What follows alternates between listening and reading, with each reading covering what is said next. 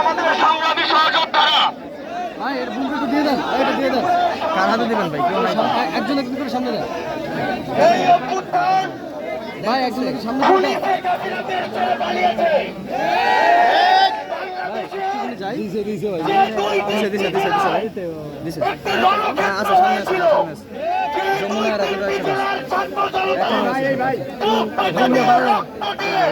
সবার সামনে থেকে এই অভ্যুত্থানের নেতৃত্ব দিয়েছে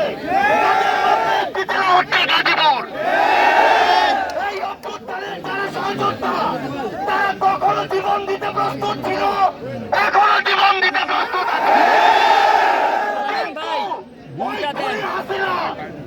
জাহাঙ্গীরের দোসররা যদি এই গাজীপুরে আবার উত্থান করতে চায়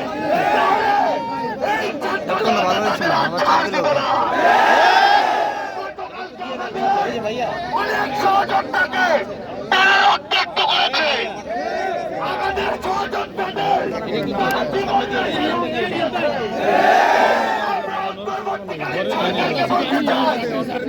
ছাত্র জনতা রক্ত জীবন দিয়ে আপনাদেরকে ওই সরকারে বসিয়েছে, তাদের জীবনের নিরাপত্তাকে দিবে।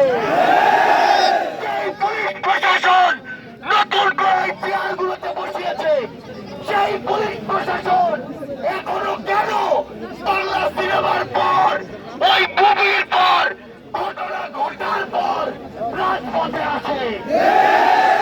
আমরা কেন এখনো 2 ঘন্টা ধরে পুলিশের সাথে যোগাযোগ করে পুলিশকে পাঠিয়ে নিয়ে আসতে পারি না? যদি এই অন্তর্বর্তীকালীন সরকার কিংবা পুলিশ মনে করে যে তারা শুধু 9টা 5টা অফিস করবে, তাহলে তাদেরকে চাকরি ছেড়ে দেওয়ার জন্য বলছি। আমরা স্পষ্ট করে বলতে চাই, রক্ত আর জীবনের বিনিময়ে এই ছাত্র জনতা এই বাংলাদেশকে মুক্ত করেছে, তাদেরকে জীবনের নিরাপত্তা দিতে হবে। আমরা দেখেছি খুনি হাসিনার আওয়ামী লীগ, যুবলীগ, ছাত্রলীগের সন্ত্রাসীরা এখনো গাজীপুরে ঘুরে বেড়াচ্ছে। এই সন্ত্রাসীরা এখনো সোশ্যাল মিডিয়ায় আমার যোদ্ধাদেরকে হুমকি দিচ্ছে।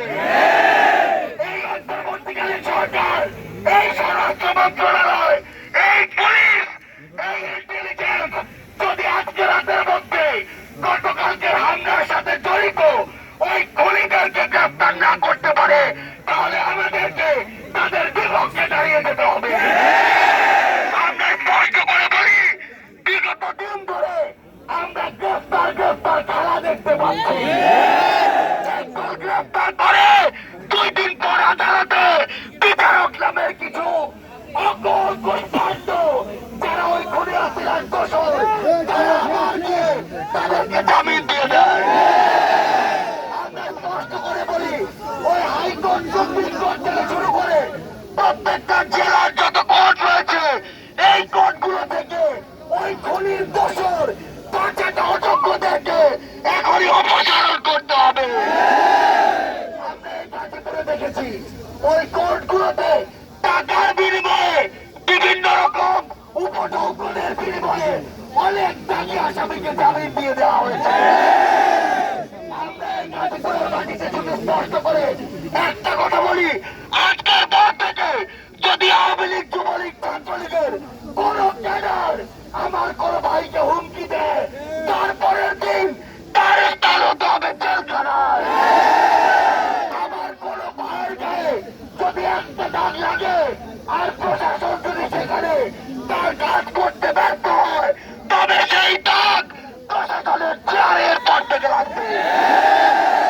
আমরা স্পষ্ট করে আমাদের জায়গা থেকে আজকে সকালে প্রশাসনের সাথে যে মিটিং ছিল সেখানে বলে এসেছি, এসব গ্রেফতার খেলা বন্ধ করে বাংলাদেশে এই সন্ত্রাসীদেরকে গ্রেফতার করার জন্য নতুন এক অপারেশন চালাতে হবে। এই বাংলাদেশ থেকে সন্ত্রাসীদেরকে ক্লিন করতে হবে। আমরা তাদেরকে বলেছি, এই ক্লিন বাংলাদেশ অপারেশন 2-1 দিনের ওই গ্রেফতার অভিযানের মতো হলে চলবে না।